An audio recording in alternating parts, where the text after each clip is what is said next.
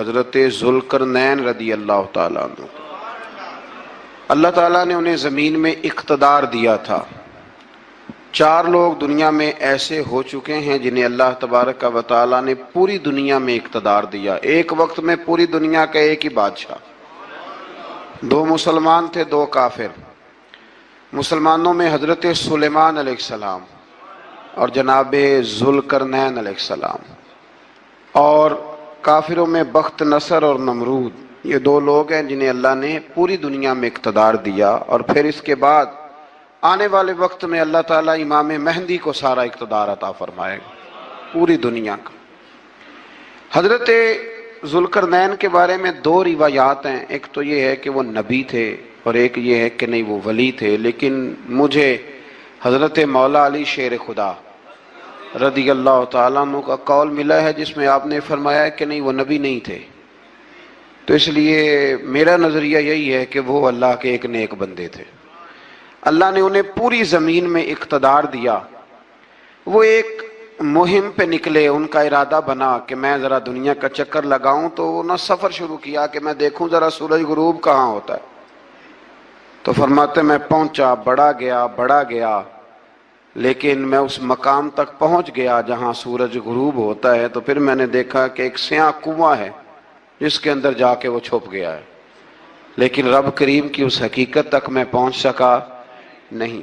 پھر آپ فرماتے ہیں کہ میں آگے نکلا تو مجھے ایک قوم کے بارے میں بتلایا گیا جو بڑی خونخوار قوم تھی، بڑی خونخوار، اس کو یاجوج اور ماجوج کہا جاتا ہے۔ یہ قوم اتنی خونخوار تھی کہ یہ درندوں کو بھی کھا جایا کرتی تھی، اتنے لمبے چوڑے ان کے قد تھے، اتنے زیادہ طاقتور تھے کہ سانپ اور بچھو بھی کھا جاتے تھے۔ یہ نکلا کرتے تھے سبزے کے دنوں میں تو ساری کھیتیاں اجاڑ جاتے تھے، ہر چیز تباہ کر جاتے تھے، حتیٰ کہ انسانوں تک کو کھا جاتے تھے۔ تو حضرت ذوالقرنین جب وہاں پہنچے، اللہ تبارک و تعالیٰ نے انہیں ان مظلوم لوگوں کا مددگار بنایا جن پر یاجوج اور ماجوج کی قوم ظلم کرتی تھی۔ انہوں نے آپ سے کہا کہ حضور مہربانی فرمائیں، اس قوم سے تو ہماری جان چھڑائیں۔ آپ نے فرمایا تم میری مدد کرو۔ انہوں نے کہا حضور کس طرح؟ فرمایا بس جسمانی طور پر میری مدد کرو۔ تو آپ نے پھر وہاں ایک دیوار بنائی، ایک دیوار، لوہا کاٹ کر، سیسا پگھلا کر، پتھر ڈال کر ایک بڑی موٹی تازی دیوار بنائی، اور اتنی اونچی بنائی، اور پھر اس کے چاروں جانب آگ جلائی تاکہ وہ لوہا اس طرح پگھل جائے کہ وہ دیواروں کے ساتھ چپک جائے، تاکہ کوئی آدمی پیر رکھنا چاہے تو پیر رکھ کے اس پہ چڑھ نہ سکے۔ آپ نے وہ دیوار بنائی۔ اب اس قوم کا حال یہ ہوا کہ وہ اس کے اندر قید ہیں، وہ صبح جب اٹھتے ہیں تو اس کو توڑنا شروع کرتے ہیں، توڑتے رہتے ہیں، تو جب شام ہوتی ہے تو ان میں سے ہر روز ایک شخص کہتا ہے اتنی رہنے دو، باقی کل کریں گے۔ لیکن جب وہ سویرے اٹھتے ہیں تو اللہ تعالیٰ اس دیوار کو پھر سے مضبوط فرما دیتا ہے۔ نبی کریم علیہ السلام نے فرمایا قرب قیامت میں ایک وقت آئے گا، قیامت کے قریب جا کے ایک ٹائم ایسا آئے گا کہ اس مخلوق میں سے ہی ایک شخص پکارے گا اور پکار کے کہے گا کہ اب سو جاؤ انشاءاللہ۔ اللہ ان کی زبان پہ جاری کہے گا اب سو جاؤ اور سویرے انشاءاللہ یہیں سے شروع کریں گے۔ تو فرمایا وہ چونکہ انشاءاللہ کہیں گے تو پھر اللہ تبارک و تعالی اگلے دن اس دیوار کو وہیں پہ رکھے گا جہاں رات کو انہوں نے اسے چھوڑا تھا۔ اگلے دن وہ توڑیں گے تو دیوار ساری ٹوٹ جائے گی، اور پھر اللہ تبارک و تعالیٰ کا فضل ہوگا تو مسلمان کی طرف وہ بڑھیں گے، وہ قتل و غارت کریں گے، پھر سے وہی درندگی کریں گے، تو پھر حضرت عیسیٰ علیہ السلام ان کے لیے دعا کریں گے۔ تو دعا کا یہ حال ہوگا کہ ان کے وجود پر کچھ ایسی چیزیں برآمد ہوں گی جن کی وجہ سے وہ مر جائیں گے، ختم کر دیے جائیں گے، قیامت کے قریب جا کے وہ دوبارہ آئیں گے۔ اس کے بعد پھر اللہ تبارک و تعالیٰ نے سورہ کہف کی آخری آیات میں 7 سمندر اور ان جیسے اور بھی آ جائیں، فرمایا 7 سمندر ہوں اور ان جیسے اور بھی آ جائیں اور مل کر وہ روشنائی بن جائیں تو میرے رب کے کلمات ختم ہونے سے پہلے سمندر ختم ہو جائیں گے۔ اور آخری آیت میں اللہ تعالیٰ نے فرمایا کہ اے رسول صلی اللہ تعالی علیہ وسلم آپ کہہ دیجئے کہ میں تمہاری طرح ہی ایک बशर हूँ, आना बाशरुम मिसलकुम, मैं भी तुम्हारी तरह एक। अब मिसलकुम का बहुत सारे लोगों ने तर्जमा अपनी तरह का कर लिया है, हालांकि हुजूर सल्लल्लाहु ताला अलैहि वसल्लम ने फरमाया कि बशर होने में मैं तुम्हारी तरह हूँ, रसूल होने में तुम्हारी तरह नहीं, अल्लाह का हबीब होने में तुम्हारी तरह। और वो ये जो मैं कह रहा हूँ ना नहीं, तो ये सही बुखारी के लफ्ज़ हैं। हुजूर ने फरमाया अय्युकुम मिसली, कौन है तुम में जो मेरी तरह हो, ये सही बुखारी के लफ्ज़ हैं। अल्लाह तबारक व तआला समझने की तौफीक अता फरमाए। फिर इससे आगे सूरह मरियम शुरू होती है। इस सूरत में अल्लाह तबारक व तआला ने हज़रत ज़करिया अलैहिस्सलाम का जिक्र फरमाया है कि वो लावलद थे और बुढ़ापे की उम्र को पहुंच चुके थे।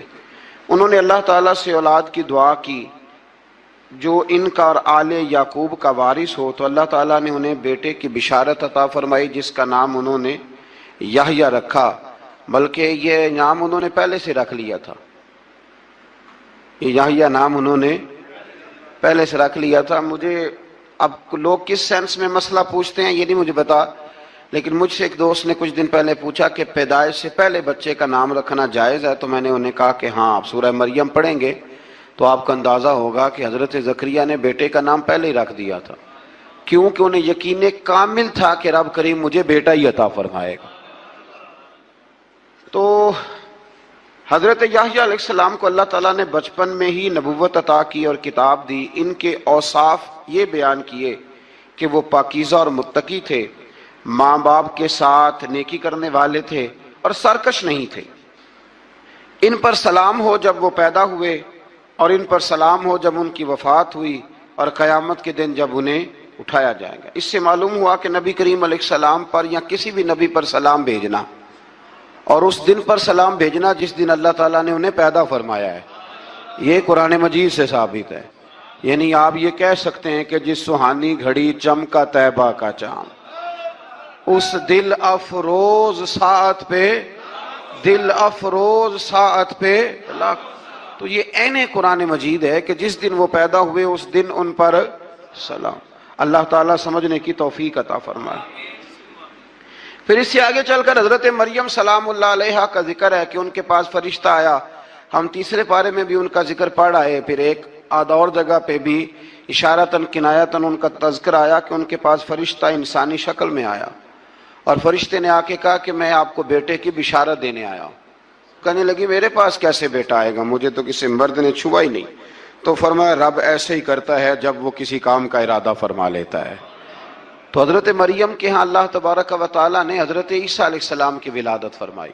हज़रत ईसा बगैर बाप के पैदा हुए और हज़रत आदम अलैहिस्सलाम गैर माँ बाप के पैदा हुए। तो ये अल्लाह की कुदरत की निशानी है। अब हज़रत ईसा अलैहिस्सलाम की जब विलादत हुई तो ये आपका मुजज़ा और हज़रत मरियम की करामत सामने आई कि आप एक खुश्क खजूर के नीचे बैठी तो अल्लाह ताला ने उसे सरसब्ज़ व शादाब कर दिया, और आप उसको हिलाती थी तो वो खजूरें गिरती थी। बड़ी परेशान थी आपके कौम के सामने, क्या मुंह लेके जाऊंगी, लोग क्या कहेंगे। लोगों के लिए इल्ज़ाम लगाना, प्रोपेगेंडा करना बड़ा ही आसान काम है। दो ही तो काम दुनिया में आसान है, एक बदगुमानी करना और एक गीबत करना। और इतना मज़ेदार काम है कि आप सारी दिहाड़ी कराएं, कोई बंदा थकने को तैयार, माज़अल्लाह सुम्मा माज़अल्लाह सारा दिन। और अगर आप कहें कि अल्लाह का जिक्र करो, तस्बीह ले लो, सिर्फ 500 दफ़ा दुरूद शरीफ पढ़ लो, तो फिर क्या बनेगा, काम याद आ जाएगा। बहुत सारे लोगों निकल लेंगे। कभी कभी कुछ चीज़ें बड़ी याद रह जाती हैं। एक शायर ने एक शेर कहा था, मेरी थोड़ी सी शेरी ज़ौक़ है तो मुझे दिलचस्पी है, रह जाती हैं कुछ बातें ज़हन में। एक दफ़ा हमारे एक दोस्त के बारे में कुछ प्रोपेगेंडा होने लगा, तो मैंने उन्हें एक शेर लिख के भेजा, मुझे याद था। मैंने एक शेर लिखा, किसी शायर ने कहा था कि मखलूक तो फनकार है इस दर्जा के पल भर में, संगे दरे काबा से भी असनाम तराशे। काबे के अंदर से मिट्टी लेके लोग बुत बना लेते हैं और अल्लाह का शरीक बनाते हैं। तो कहने लगा शायर के मखलूक तो फनकार है इस दर्जा के पल भर में, संगे दरे काबा से भी असनाम तराशे। तुम कौन हो, क्या चीज है दागे कबाबी, लोगों ने तो मरियम पे भी इल्जाम तराशे। लोग तो मिनट लगाते हैं, वो जो रही मस्जिद में, पली मस्जिद में, लोगों ने इल्जाम लगाने का वक्त आया तो इल्जाम लगा दिया, सैयद आयशा सिद्दीका पे लगा दिया। صدیق کی بیٹی اور صدیقہ. آپ سوچ سکتے ہیں کہ لوگ کہاں تک جاتے ہیں اور باتیں کہاں تک پہنچتی ہیں. تو یہ میرے رب کریم کا فضل اور کرم ہے کہ جناب مریم کی برات کا اعلان بھی قرآن نے کیا اور حضرت عائشہ صدیقہ کی برات کا اعلان بھی قرآن پاک نے فرمایا. یہ بھی قرآن مجید نے فرمایا ہے. اور کل پرسوں بھی بات ہو رہی تھی حضرت یوسف علیہ السلام کی. تو الزام تو لگتے رہتے ہیں. تو میں نے اس دن بھی سوال کیا تھا, پھر دہراتا ہوں کہ غلطی کیا تھی حضرت یوسف کی. کبھی کنواں اندھیرا, کبھی بھائیوں کے تھپڑ, کبھی مصر کا بازار. اور ذرا سوچو تو صحیح, جب بولیاں لگتی ہیں انسان کی تو کیا حال ہوتا ہے. اور پھر ذرا یہ بھی تو دیکھو نا کہ جب زلیخا نے الزام لگایا تو پھر کیا حال ہے. اور پھر 12 سال کی جیل پر رب فرماتے ہیں شانیں میں نے یوسف کو ہی عطا فرمائی ہیں. تو حضرت مریم سلام اللہ علیہا جب وہ بیٹا لے کے گئی ان کے پاس تو انہوں نے کہا یہ کہاں سے آ گیا. تو آپ فرمانے لگی میں نے تو چپ کر روزہ رکھا ہوا ہے, اسی سے پوچھ لو یہ کہاں سے آیا ہے, یہی بتائے گا. پنگوڑے میں تھے حضرت عیسیٰ علیہ السلام, پنگوڑے میں. تو قرآن مجید کہتا ہے کہنے لگے قال انی عبد اللہ. حضرت عیسیٰ بولے اور بول کے کہنے لگے میں اللہ کا بندہ ہوں. اور آتانی الکتاب, خالی نہیں آیا, کتاب ساتھ لے کے آیا ہوں. وجعلنی نبیا, اور اس نے مجھے نبی بنا کے بھیجا ہے. تو حضرت عیسیٰ علیہ السلام پنگوڑے میں ہیں تو کلام فرما رہے ہیں, اپنے نبی ہونے کا اعلان فرما رہے ہیں. اب اس بندے کے قریب جا کے اس سے سوال کرنے کو دل نہیں کرتا جو نبی پاک کے بارے میں کہتا ہے 40 سال کے بعد نبی بنے. یہاں پنگوڑے میں حضرت عیسیٰ کلام کریں پنگوڑے میں, اور وہ پنگوڑے میں کہے میں نبی ہوں. اور تو اپنے رسول کے بارے میں یہ کہے کہ بکریاں چرا رہے تھے تو معاذ اللہ انہیں پتہ ہی نہیں تھا کہ میں نبی بن جاؤں گا. ایسی کوئی بات نہیں. اعلیٰ حضرت فرماتے ہیں اللہ اللہ وہ بچپنے کی پھبن, یعنی بچپن میں بھی رنگ ڈھنگ نرالے تھے میرے رسول کے. اللہ اللہ وہ بچپنے کی پھبن, اس خدا بھاتی صورت پہ لاکھوں سلام, اس خدا بھاتی صورت پہ. اور مرحوم اعظم چشتی نے بھی ایک جملہ بڑا خوبصورت کہا, اس نے کہا تیری حیات پاک ہم کے بندے